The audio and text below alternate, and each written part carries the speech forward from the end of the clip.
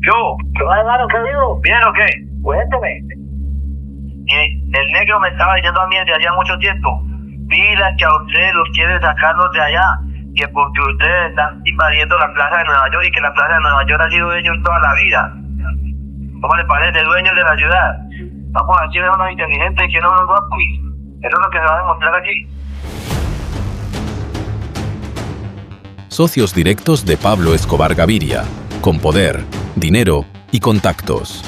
Sus muertes, junto con las de varios de sus familiares, colaboradores y contadores, marcaron un punto de quiebre. El inicio de una nueva ola de sangre en Colombia, justo cuando el país creía haber ganado una tregua temporal con el llamado autoencarcelamiento del capo.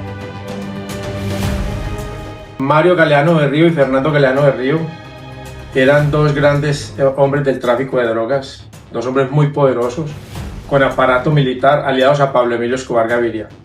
Ellos tenían su centro de operaciones en el municipio de Itagüí. Ellos allí empezaron, eran fabricantes de ladrillos, tenían una ladrillera, tenían un camioncito para la época viejo y en eso movían sus ladrillos. De ahí empezaron a incursionar en el mundo de la delincuencia secuestrando a un empresario. Después de que secuestran al empresario, ellos ya se vuelven traficantes de drogas. Son muy poderosos y empiezan a moverse en contubernio con Pablo Emilio Escobar Gaviria. Eran conocidos solo en los círculos más cerrados del narcotráfico: Luis Fernando Galeano Berrío y Gerardo Moncada Cuartas. Dos hombres invisibles para el gran público, pero indispensables en la estructura del cartel de Medellín. Los detalles de estos crímenes siguen envueltos en versiones contradictorias. Algunas apuntan a venganza, otras a traición interna. Pero lo cierto es que estos asesinatos no fueron simples ajustes de cuentas. Fueron parte de un movimiento más profundo, cuidadosamente calculado.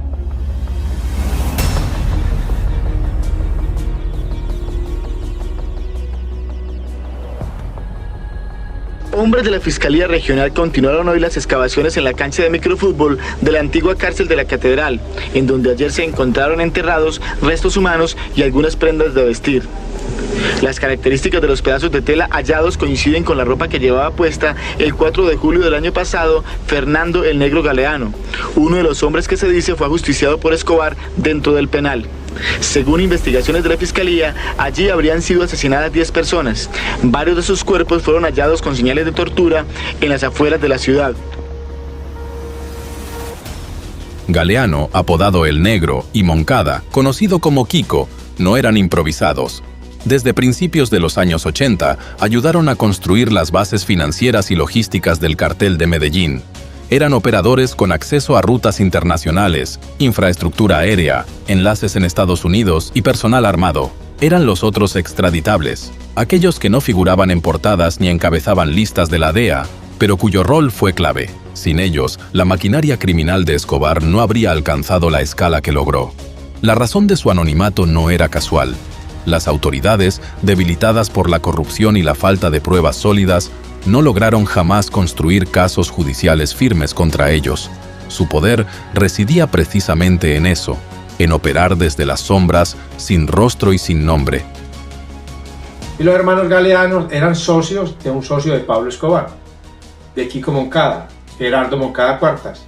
Entonces hay un gran grupo, los hermanos Galeano, Kiko Moncada y Pablo Escobar eran empresarios de la cocaína. Sí.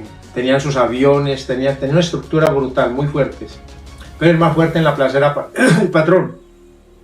El patrón no permitía que nadie tuviera más hombres que él, que nadie estuviera más fuerte que él.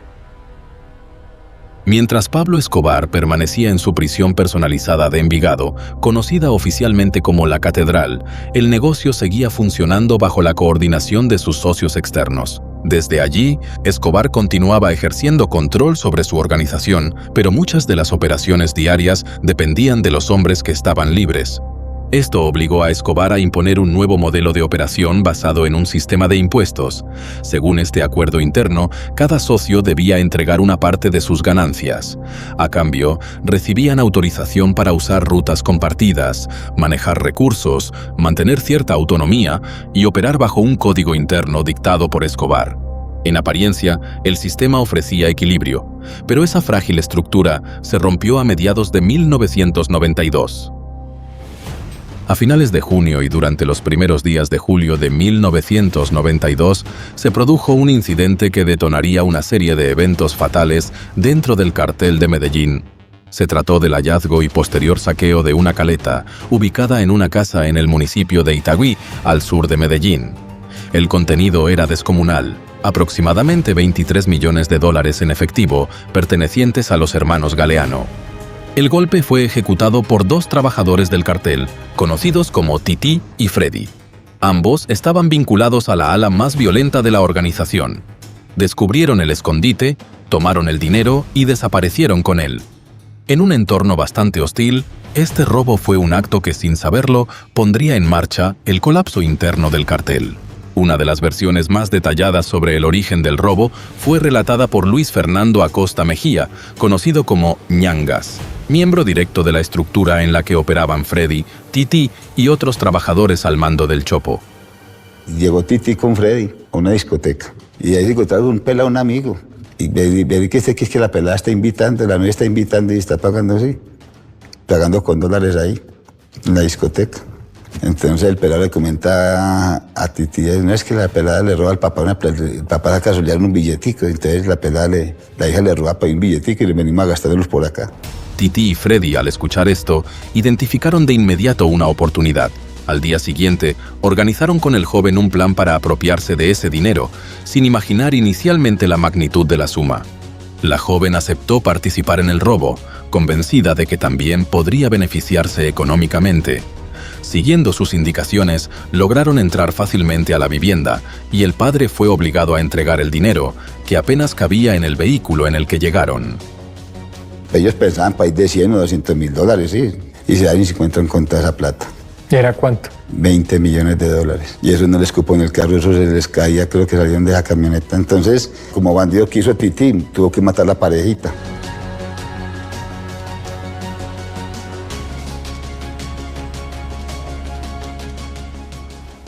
Aquí en el barrio San Pío, en Itagüí, había una caleta de los Galeano. Entonces una niña como de 15 años ayudaba a contar la plata y hábilmente se robaba $200-300 y se lo regalaba al novio. Y cuando las cosas se van a dar, el novio compró una moto y le comentó a Titi, que era un hombre de Pablo Escobar que se movía en San Pío en la Estrella, de que la novia le daba dólares y que en la casa de la novia habían como $50.000. Bueno, y Titi se interesó por eso. Y fuera de eso, se da otra coyuntura, que el papá de la niña era muy fuerte con ella. Y porque andaba con el novio, porque no estudiaba, la cogía y le daba unas palizas terribles, le golpeaba la cara, le rentaba la cara. Entonces la niña junta dinero del que roba de la caleta cuando están contando, porque la caleta era eléctrica. Ella se aprovechaba para contar dinero, para idearlo, y manda a matar al papá. Ella. Y matan al papá en San Pío. Entonces Galeano, Fernando, se preocupa y va a la caleta. ¿Qué pasó? Ya está el dinero. No sabemos qué le pasó, lo mataron, no pudieron averiguar quién lo había matado. La niña lo hizo muy bien hecho con el asesinato de su padre. Y Galeano comete un craso error, no saca el dinero de ahí, porque la señora era muy correcta. La señora dice que ella sigue cuidando el dinero. Y Titi, con un hermano de Otto, con Misterio, se meten a la casa, se meten 8 bandidos. Cogen la niña y la mamá y la obligan a abrir la caleta. Y encuentran $23.700.000. Bueno, hasta ahí ellos se llevan el dinero, matan el novio de la niña, matan a la niña y matan a la mamá. Lo matan a los 3. Según el testimonio de Ñangas, los días siguientes al robo estuvieron marcados por una tensión creciente dentro de la organización, ya que, como era de esperarse, luego de que Fernando Galeano se enteró del robo, comenzaron a investigar el asunto con todo el enojo del caso. En una indagatoria rendida el 24 de junio de 1993, alias El Arete le confirmó a la Fiscalía que el Centro de Operaciones para las Investigaciones de Galeano fue la sede del Deportivo Independiente Medellín, quien para ese entonces estaba salpicada de una u otra manera por el cartel. Otra era la finca del dueño del gimnasio Ferraro, una finca que quedaba aproximadamente a 1 kilómetro abajo de la sede mencionada anteriormente. La investigación consistía en que cualquier indicio sobre la participación de cualquier persona en dicho hurto se cogía y se llevaba a estos lugares. Se les preguntaba primero por las buenas y si no daban ninguna aclaración, entonces se iba a las malas. Las pesquisas del clan Galeano Berrío permitieron establecer que el robo de los 23 millones de dólares había sido cometido por varios hombres que trabajaban para Mario Alberto Castaño Molina, el Chopo, el sicario más temido del cartel de Medellín. Por tal razón, Fernando Galeano buscó respuesta con Pablo Escobar y discutieron lo sucedido. Escobar le aseguró que pondría a trabajar a todos sus grupos de confianza para esclarecer el caso. A partir de ese momento, varios mandos medios del cartel fueron activados para determinar quiénes eran los responsables del robo. Cada uno debía rendir cuentas, y el ambiente dentro de la organización se tornó cada vez más hostil. En ese contexto, el Chopo convocó a una reunión en Envigado, en una de las residencias utilizadas frecuentemente por miembros del cartel. Allí buscaba evaluar la situación con sus hombres más cercanos. Teníamos nosotros, como éramos los encargados de la seguridad, teníamos que responder por esa plata. Ahí es cuando brinca, dice Titi, dice, ¿a qué, man? Yo tengo esa plata. Entonces la robamos, nosotros nos sabíamos, pasó esto, y nos contó la historia, pasó esto y esto así, así. La declaración sorprendió a todos, pero más allá del asombro, generó preocupación. Quedaba claro que esa confesión no traería buenas consecuencias para ninguno de los implicados. En el mundo del cartel, meterse con el dinero de los altos mandos no era solo una imprudencia, era una sentencia. El Chopo, según relata Ñangas, tomó la palabra con firmeza y propuso una solución directa. Les dijo a los presentes, subamos a la catedral y le contamos a nuestro patrón todo lo que está pasando. Ese mismo día, Chopo partió hacia la prisión junto a Freddy y Titi. Su intención era presentar los hechos directamente a Escobar y aclarar su papel en el robo. Mientras tanto, otros miembros del cartel, ya enterados de la situación, observaban con inquietud. Nadie tenía certeza sobre lo que ocurriría una vez estuvieran frente al patrón, y muchos temían que ese encuentro terminara en algo peor. Al día siguiente, Chopo regresó y reunió nuevamente al grupo. Su mensaje fue breve, pero contundente. Prepárense para la guerra que se avecina. Pablo estuvo de acuerdo. Vamos a dejarle parte de ese dinero y él se encargará de enfrentar a Moncada y Galeano. Pero ¿por qué Escobar tomaría esa decisión?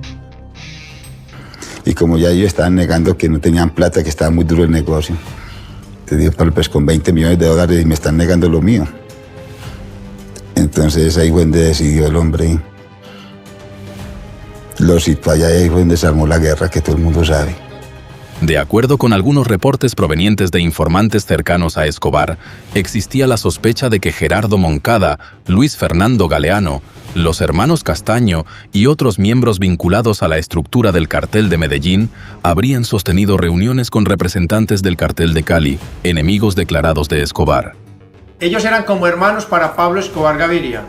Ellos eran de los únicos que le decían al patrón, le decían Pablo. Cuando empezó la guerra en contra de la extradición, ellos le dijeron al patrón, patrón, usted dedíquese a guerrear, que nosotros nos dedicamos a traficar. Usted no se preocupe por nada, y empezaron a manejarle al patrón una ruta que se llamaba La Fani. Todo muy bien, y empezaron a mandar $500,000 mensuales a la cárcel de la catedral, al patrón. Cuando más o menos llevábamos 11 meses dentro de la cárcel de la catedral, no volvieron a mandar el dinero, y un hombre del cartel de Cali, que el patrón le pagaba $100,000 mensuales, que estaba dentro de la infraestructura de Elmer Herrera, Buitrago alias Pacho Herrera, le informa al patrón que Kiko Moncada y Fernando Galeano Berrío habían estado allá en Cali, y le informa que estaban con Carlos y Fidel. Y el patrón tenía esta información muy clara. Y cuando ellos llegan de Cali, Fernando Galeano y Kiko Moncada le dicen al patrón que no le pueden seguir ayudando, que porque tuvieron un problema, que la Fani fue detenida en los Estados Unidos. El patrón envía una persona a Los Ángeles, California, donde los mexicanos entregaban la cocaína a la Fani, y la Fani entró. O sea, que la Fani ya se la habían robado Kiko y Galeano. Estos 12,000 kilos se los robaron en complicidad con Amado Carrillo, el señor de los cielos, el hombre fuerte de México que primero trabajaba con Pablo Escobar Gaviria. Por otro lado, también se especula que algunos lugartenientes del ala más violenta del cartel ya venían acumulando resentimiento, no solo hacia los Galeano, sino también contra los Moncada. La razón principal era el desequilibrio de poder y beneficios dentro de la organización. Mientras los sectores armados asumían los riesgos en la calle, enfrentando a la fuerza pública y ejecutando las órdenes más violentas, veían cómo los socios financieros como Moncada y Galeano consolidaban su riqueza, contactos y autonomía.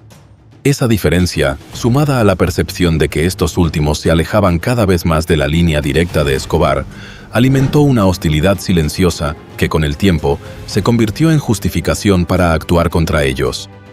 Todos los trabajadores de los Rodrigo Orejuela tenían hambre, pues no tenían mucha inteligencia. Pagaban un sueldo y no daban más nada. Manejaban eso como una empresa y criminales no se pueden manejar como una empresa. Venga, cómprele el carro al hombre, cómprele su casa, tírele los 100 milloncitos para que vea sangre. Nos ganamos $10 millones, reparta 5. Como hacía Pablo Escobar. El patrón ponía sobre la mesa un secuestro de $10 millones, ahí cogíamos todos. Con Escobar confinado en la catedral y su control directo reducido, varios de estos mandos comenzaron a asumir responsabilidades y áreas del negocio que antes no manejaban. Al no poder ejecutar atentados como en el pasado, muchos recurrieron a otras formas de financiamiento, secuestros, extorsiones, cobros forzados. La dinámica interna del cartel había cambiado. En ese contexto, el robo de la Caleta no fue necesariamente el origen del conflicto, sino el punto que aceleró lo que, para algunos, ya estaba previsto, un movimiento interno que, tarde o temprano, iba a producirse. Así que, sin vacilaciones, Escobar y sus hombres de confianza comenzaron a ejecutar una represalia directa. Las sospechas de traición no solo apuntaban a los Galeano, sino también a los Moncada. Ambos fueron señalados como enemigos internos. A comienzos de julio de 1992 y durante las semanas siguientes, se desató una ola de violencia coordinada por los lugartenientes más cercanos al patrón. Las acciones incluyeron asesinatos selectivos, secuestros, extorsiones y torturas. Según reportes oficiales, al menos 50 personas fueron reportadas como desaparecidas. Algunas de ellas ni siquiera figuraban en los registros del cartel, lo que sugiere que la magnitud real del operativo fue aún mayor. El objetivo era claro: recuperar la mayor cantidad posible de dinero, propiedades y contactos. Para lograrlo, se eliminaba sin contemplaciones a cualquiera que fuera considerado prescindible o que pudiera representar un riesgo futuro, incluyendo tenientes, escoltas y colaboradores cercanos a los Galeano y Moncada. Una de las versiones más mencionadas sobre estos hechos proviene de John Jairo Velázquez Vázquez, conocido como Popeye. Según su relato, Pablo Escobar convocó a los socios a la catedral, les expuso directamente las razones de su acusación y luego ordenó su ejecución. Los cuerpos habrían sido incinerados dentro del mismo recinto. Y al otro día que llegaron Kiko y Galeano, fueron retenidos por nosotros, fueron asesinados, descuartizados y quemados. Otras versiones, aún más crudas, señalan que varios hombres de confianza participaron directamente en el secuestro y ejecución de Luis Fernando Galeano y Gerardo Moncada. Según estos relatos, Luis Fernando fue el primero en ser capturado y llevado a la catedral. Diego Fernando Murillo, conocido como Don Berna, aseguró en su testimonio que a Galeano le clavaron varias veces un taladro, lo obligaron a entregar todos sus bienes y luego lo asesinaron. La misma suerte habría corrido Moncada, quien también fue secuestrado, torturado y extorsionado antes de ser ejecutado. El propio Don Berna sobrevivió por poco a la purga que se desató tras la caída de Moncada y Galeano. Según él mismo relató: «Yo era el jefe de seguridad de Fernando Galeano, y después de su muerte, al día siguiente Pablo me llamó. Con una tranquilidad absoluta, que infundía terror, me dijo: «Este es un golpe de estado económico. No quiero publicidad. Si usted quiere trabajar conmigo, le respeto la vida», le relató Diego Fernando Murillo Bejarano, alias Don Berna, al periodista Mauricio Aranguren en el libro Mi Confesión. Pero contrario a los deseos de Pablo Escobar, Don Berna terminó siendo parte del famoso grupo denominado como Los Pepes, del cual hablaremos líneas más adelante. De igual manera, se ha señalado que Pablo Escobar también llegó a citar a los hermanos Castaño para que se presentaran en la catedral. Sin embargo, estos nunca acudieron al encuentro. La orden fue aprobada por Escobar, pero su ejecución estuvo en manos de sus lugartenientes más cercanos. La brutalidad de los hechos no solo sacudió los cimientos del cartel, sino que empujó a los familiares de los caídos a buscar justicia. Los sobrevivientes, incluyendo parientes de Gerardo Moncada y Luis Fernando Galeano, acudieron directamente al fiscal general. Allí relataron con detalle lo que ocurría dentro de la catedral, una cárcel convertida en centro de operaciones, en refugio y también en escenario de ejecuciones. La purga desató no solo rupturas, sino filtraciones, y en medio del caos comenzaron a surgir figuras inesperadas dispuestas a contar lo que sabían.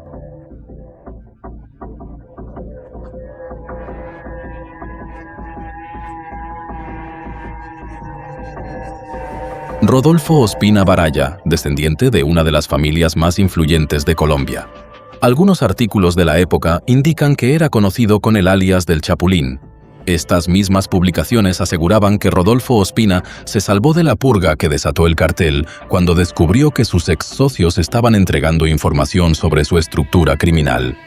Durante una acción realizada por el brazo terrorista del cartel de Medellín en una finca de La Estrella, un día después de la muerte de Fernando Galeano en la catedral, Ospina se ocultó bajo un vehículo blindado y observó el momento en que los demás miembros de las familias Galeano y Moncada eran obligados a salir de la finca y a acompañar a los hombres del cartel.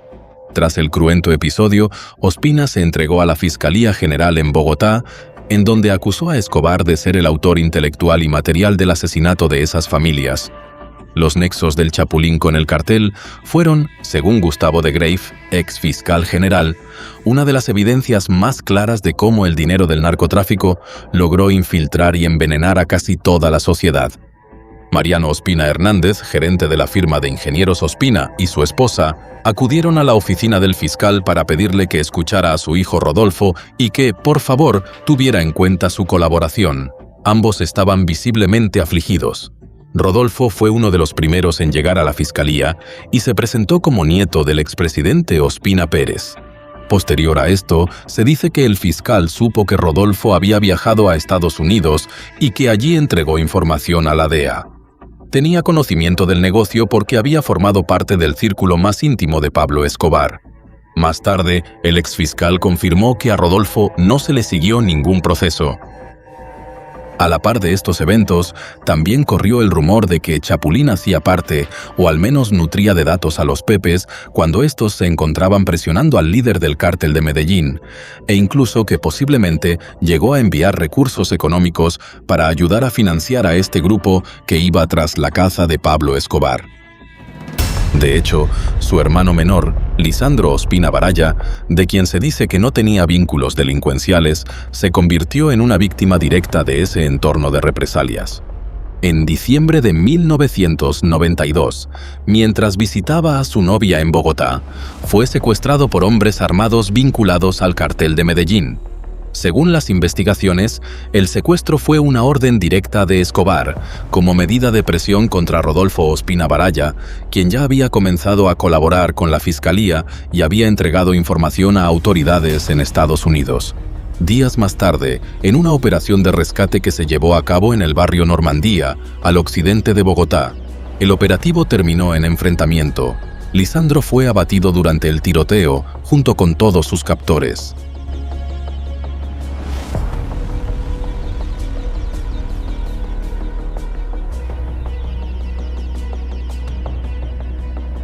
Aunque Rodolfo Ospina siempre negó haber hecho parte de grupos armados como los Pepes, su testimonio, entregado voluntariamente a las autoridades, fue clave para reconstruir parte de la estructura financiera del cartel. Volviendo atrás a la ejecución de Moncada y Galeano, para otros actores del narcotráfico, este episodio marcó un punto de no retorno. Lo que antes era respeto o temor, se transformó en ruptura. Escobar pasó de ser aliado a ser considerado un traidor. La traición no solo era contra sus socios, sino contra los códigos internos del propio crimen organizado. Evidentemente Escobar, particularmente en su época final en la cárcel, Escobar no era un narcotraficante, era un extorsionista de alto vuelo. O sea, él lo que hacía desde la cárcel era extorsionar a sus antiguos socios, pues con amenazas, con intimidación, con asesinato, pero buscaba financiar toda su actividad, digamos, terrorista, pidiéndole plata a quienes habían sido sus socios. En una entrevista concedida a la revista Semana en 1994, Fidel Castaño declaró lo siguiente: como unos 15 meses antes de su reclusión en la catedral, Pablo le trajo un armamento grande al ELN, y eso a mí me disgustó mucho. Inclusive tuvimos una fuerte discusión y nunca volví a hablar con él. Sentí deseos de emprenderla contra él, pero la verdad me dio miedo. Ya estando en la catedral, se presentó el asesinato de los Moncada y Fernando Galeano, y los que quedamos vivos nos sentimos obligados a pelear en su contra, pues no teníamos otra alternativa diferente para elegir. Los rumores comenzaron a circular. La opinión pública, presionada por la evidencia de la impunidad, exigía respuestas. El gobierno, debilitado por su propio pacto con Escobar, no pudo sostener la narrativa por mucho tiempo. La presión, tanto interna como externa, obligó a las autoridades a intervenir. Fue entonces cuando se ordenó una operación para revisar las condiciones en las que el capo vivía en su prisión en Envigado. Lo que encontraron no fue una celda. Fue un cuartel de mando, pero ya era tarde. Escobar, advertido con anticipación, había huido. La fuga no solo evidenció el colapso del acuerdo entre el Estado y el narcotraficante, también dejó expuesta la vulnerabilidad institucional de un país atrapado entre pactos, omisiones y miedo. La verdadera naturaleza de la catedral quedó al descubierto. Lo que había sido presentado como un centro de reclusión de alta seguridad era en realidad un fortín desde donde Pablo Escobar y su círculo más cercano seguían operando con absoluta libertad. Desde allí se planificaban secuestros, asesinatos, extorsiones y operaciones financieras dirigidas contra industriales, comerciantes, ganaderos y ciudadanos con recursos. La cárcel de Envigado no era una prisión de máxima seguridad. No hubo tiempo para acondicionarla como tal. El lugar se arrendó el 30 de mayo de 1991 y Pablo Escobar se entregó 20 días después. Todos se rebotan la culpa como en un juego de ping-pong. Quisiera tener una explicación para lo que ha ocurrido y espero desde luego que quienes tuvieron la responsabilidad de este operativo puedan encontrar alguna explicación satisfactoria.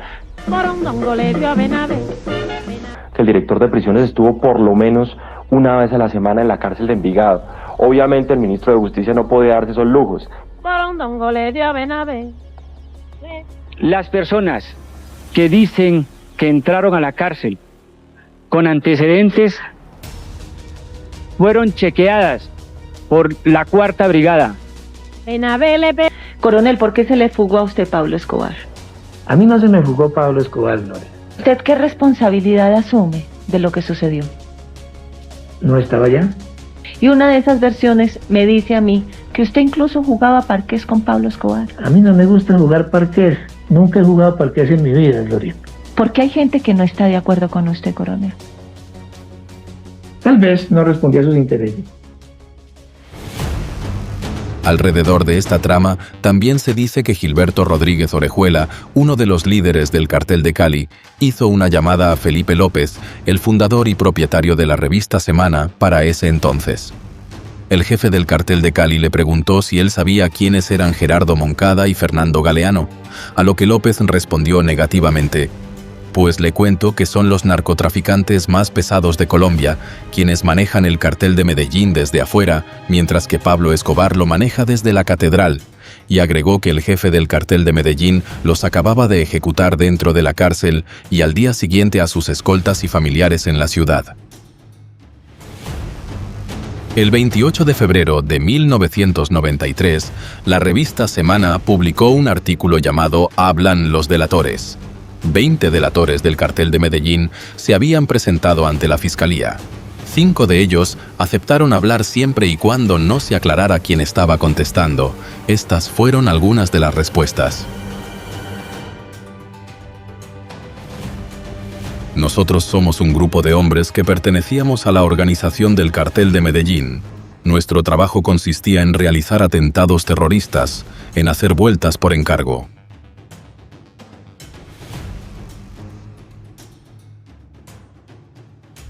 Los hermanos Moncada y Galeano eran muy poderosos. Ellos estaban a nivel del patrón y cuando él se entregó a las autoridades, las dos familias quedaron al frente de los negocios. Pero las cosas se complicaron porque las cuentas nunca fueron claras y se presentó el robo de una caleta donde estaban guardados cerca de 20 millones de dólares que eran de los Galeano y los Moncada. Ellos le echaron la culpa a Escobar y ahí fue donde comenzó la pelea y después de algunos cruces de cartas y mensajes, se decidió que se hiciera una reunión en la catedral para solucionar el problema.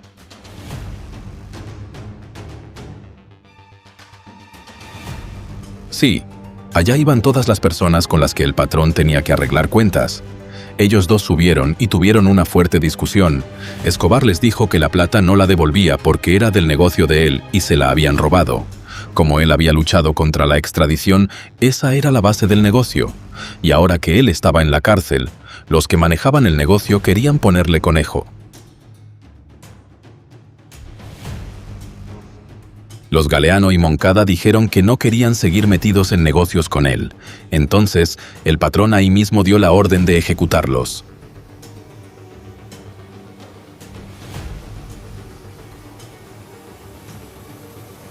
Ha invertido mucha plata, pero esas dos guerras valen mucho y nosotros sabemos que la plata se está agotando.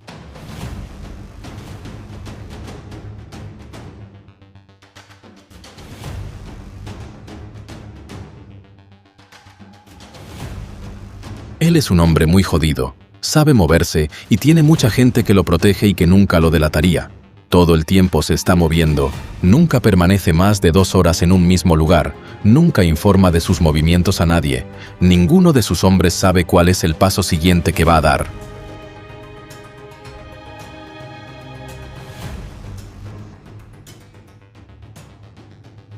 A nosotros nos duele que la vida nos haya separado, pues vivíamos solo para él, pero toda guerra tiene que terminar tarde o temprano, y por eso con los años se está quedando solo. Pero la verdad es que contra él no tenemos nada, fuera de gratitud, y lamentamos mucho haber tenido que cambiar de bando. Según se decía en las calles, Gerardo Moncada y Luis Fernando Galeano eran probablemente los hombres mejor protegidos de Medellín. Su desaparición solo podía atribuirse a alguien con un poder igual o superior al de los jefes del cartel. Y en efecto, al final quedó al descubierto lo que muchos temían. Detrás de todo estaba Pablo Escobar. ¿Pero quién no se va de la catedral si entran a matarlo a uno? Cualquiera. Si en este momento empiezan a dar balas, ¿usted qué hace? ¿Se queda o se va? ¿Cuál es Roberto? Yo, no me conocí. Ah, pues.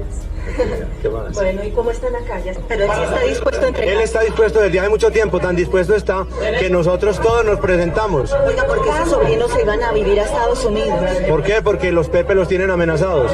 Para la resolución de nosotros. ¿Usted cuál es? John Jairo Velázquez Vázquez. Popeye. El que le dio la notica. Ante esa realidad, y en combinación con la fuga de Escobar, varias figuras influyentes del país buscaron a Fidel Castaño. Según él mismo relató de Fidel en la entrevista mencionada líneas atrás, le pidieron que liderara un grupo armado para enfrentar directamente a Escobar. Fue entonces cuando, inspirado por esa iniciativa, decidió darle un nombre claro y directo: Perseguidos por Pablo Escobar. Así nacieron los Pepes, una fuerza irregular, con respaldo logístico, financiación privada y el objetivo declarado de acabar con el capo y con todo lo que representaba. Los Pepes operaron en 2 frentes. El primero, llamado de inteligencia, se encargaba de recoger toda clase de información acerca de la estructura de la organización de Pablo. Reunida la información, y por vía telefónica o de otros medios, se le hacía llegar a las autoridades correspondientes el resultado de las gestiones para que ellas concretaran positivamente la información. Y el otro frente denominado de acción, que era un grupo armado que personalmente dirigía Fidel Castaño, ejecutaba la información para neutralizar y destruir al enemigo. No hubo problemas con su financiación, industriales, políticos, ganaderos aportaban dinero. La muerte de Moncada y Galeano marcó el comienzo del fin para Pablo Escobar. Al ordenar su ejecución, rompió el delicado equilibrio de poder dentro del cartel y envió un mensaje claro: nadie estaba a salvo, ni siquiera los más cercanos. Ese acto sembró desconfianza, desató venganzas internas y provocó la deserción de figuras clave. A partir de ahí, Escobar ya no lideraba una organización, sino que enfrentaba una desbandada. Fue una decisión que aceleró su aislamiento y su destrucción. Si quieres conocer de primera mano cuál fue el error que selló el destino de Pablo Escobar, te invito a ver el siguiente video: Pablo Escobar y la política, su peor error.